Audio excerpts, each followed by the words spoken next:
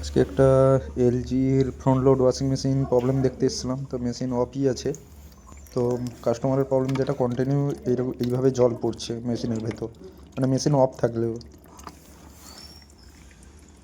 তো কলটা বুকিং ছিল, পার্টসটা নিয়ে এসেছি কোম্পানি থেকে, লাগাবো ওটা। তো তার আগে মেশিনটা খুলে দেখি ভেতরে। আচ্ছা, খোলার পরে এই ভাল্বটা এটাই প্রবলেম আছে, বুঝতে পারলে? তো এটাকেই চেঞ্জ করব।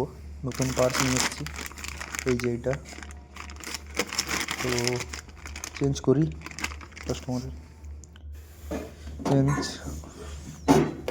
তো এটাকে খুললাম, খুলে লাগাতে হবে। তো লাগিয়ে দিয়েছি। এখন দেখতে পাচ্ছেন সুন্দরই চলছে, কোনো সমস্যা নেই।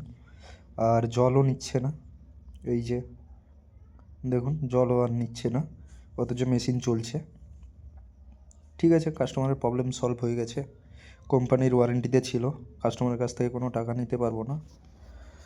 ঠিক আছে, customer happy. First time video করলাম, ভিডিওটা কেমন হয়েছে জানাবে।